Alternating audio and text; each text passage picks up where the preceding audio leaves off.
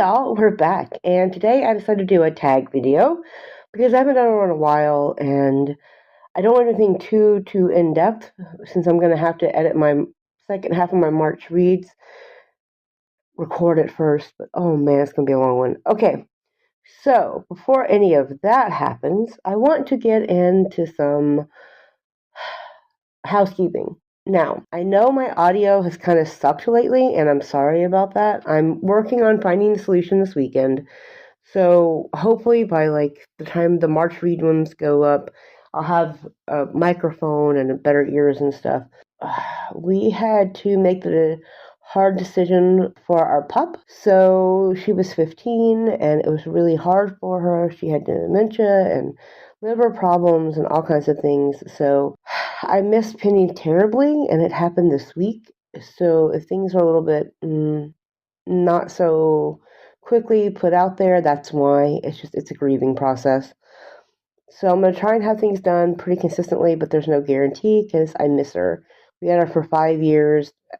For almost the entirety of my marriage, I've had the pup. So now, in a minute, we will get on to the tag, and this tag is the audiobook tag. I saw Kelly Reads a Lot had it, and in her notes, she said that the originators of the tag are book buds, and I love a good tag, to be honest, but I also really love the fact that this is audiobooks, something I've been consuming so much. So, here we go. First question, do you listen to audiobooks? If not, why? Oh God, yes. So I mentioned this earlier in the mid-March wrap-up, February reads wrap-up. I couldn't read physically for about 3 years, so for the past 3 years, I've been consuming audiobooks almost entirely as my reading format. So for me, it's really cool. You don't have to have a subscription service. You can also get them there's actually free ones on YouTube. I don't know if you know that, but there are some, you can get some children books. You can also get, who is it? I'll put their names up here and link to their channels below because my brain just went completely blank. But you can get ones on here. And they're free. They're not pirated. They're just free. So I thought I'd point that out. Okay. And number 2 is how your use of audiobooks has changed over time. Well, yeah. I mean, I went from occasional listener every once in a while when I had my Deconstructing Damsels podcast. I listened to them every once in a while because it was a great access for my husband and I, my then fiance. And then exclusively during the past 3 years when my brain was yeah, no, you can't do words. And I'm okay. And now primarily I would say it's still audiobooks. I think for March, it's going to end up being something like 65% are going to be audiobooks, which is a huge number still, considering that I've read quite a few printed books and ebooks this month alone. So how do you choose which book will be read versus listened to? That's really simple for me. That's access and or time limits. So if my library only has the audiobook, it's going to be the audiobook. If it's something that's going to be long, it's probably going to be an audiobook, just, based on what I have available. Here's an example. So let's say I have a 6-hour contemporary romance audiobook. Well, I listen to things 2 times the speed, so therefore I'm going to choose the audiobook for that because it's a day project. I can start it in the morning, do whatever I need to do, and then, by the end of the night, I've probably finished it or I'm very close. And that's an easy way to keep my brain functioning and keeps a timeline for me. With my ADHD, they're actually timers for me. And then it says, do you look into narrators before you listen or go in blind? And I'm mostly going blind. There are some that I know are going to be certain ones, that's in a later question, but there are some that I know are going to be, but for general, it's just whoever is there. For 5 Broken Realms, I actually prefer to know a little bit because it's got 5 points of view. So if I'm going to do that, I need to be able to differentiate each character's voice. So that's a little bit different. Do you multitask when audiobooking? If so, what else do you do? Oh my God, I love multitasking. I can sit still. But, as a mom to a toddler who's got to take care of the house a lot, I always have something to do, be it, household chores like laundry, always the laundry, making the bed, cleaning up, cooking dinner, stuff like that. I've usually got it going. And then I also have it for, errands. So when I'm going around, I can't drive in Germany. Public transit is my way of getting around. And so it kind of makes those 20, 30 minutes you're waiting for the bus or the train or whatever, and to get somewhere where you're going, it makes it much easier, and you don't feel as put out a little bit there.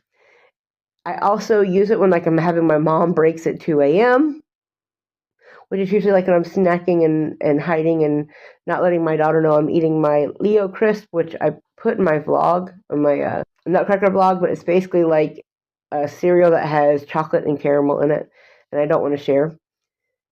I do that kind of stuff. Or when Minnie is sleeping, simple things. And we can't really leave the bed all the time when Minnie is sleeping if she's sick or whatever. So having the audiobook in helps, because she still doesn't sleep in her bed. Now, it says, if you're reading a series and you listen to the first book, would you switch to reading for a later book, or do they all need to be listened to? I don't mind going between media, right? I can read this and that, to and from, no big deal. For instance, I can start a series and I can do both written and listen to. But there are some book series that if I continue on, I want to listen to the narrator, because the narrator is so good. You have the Emily Wilde series, The Wayward Children. All these have got consistent narrators that you really enjoy, and you get to know their voice work for the characters, so that makes a lot of difference to me. Now, it says, what % of the books you're consuming are currently audiobooks? Like I said in the earlier one, probably around 65 to 70% per month. It just depends. I have books that I have bought. I have books through my library, and I have some Audible books. So it just depends on, convenience still plays that huge factor role. Currently it's 75, but like I said, by the end of March, it'll probably be around 65. And then the last question, which is the bonus question, is, do you have a favorite narrator or favorite book that you enjoyed in audiobook format? So here's just a few, because like I said, for 3 years, this is basically all I listened to and got to read. There are ones that stand out, however. You've got Julian Ryan Tutt and Kate Danley's Queen Mab. Love that book. The narrator was really good at what he did. He created this strong narrative, which is really hard, I think, for a male narrator to create a female voice. And I don't just mean female as in logically thinking and stuff, but also just the ups and downs, that kind of stuff. He did a really good job. Of course, Lauren Fortgang does Jennifer Estep's books with HarperCollins, and I love her. I listened to all 6 of The Shards and the Gargoyle Queen, so I loved her in that. And then we have Emma Newman for Stephanie Burgess. If you listen to her Regency with Dragons, which is the one I always keep promoting, if you listen to them, then you're going to have Emma Newman, and she's just fantastic. She's just fantastic at what she does. And then, of course, you have Lindsay Dorcas, who does Malika Older's, sapphic sci-fi series, The Mossy, and I can't say that last name, but they're really good. And there is a bonus to my bonus. It's like an addendum. I would love to hear Kaylee from Read, Rant, and Review narrate fictional books. Her voice work is so amazing in her reviews when she's reading aloud the text.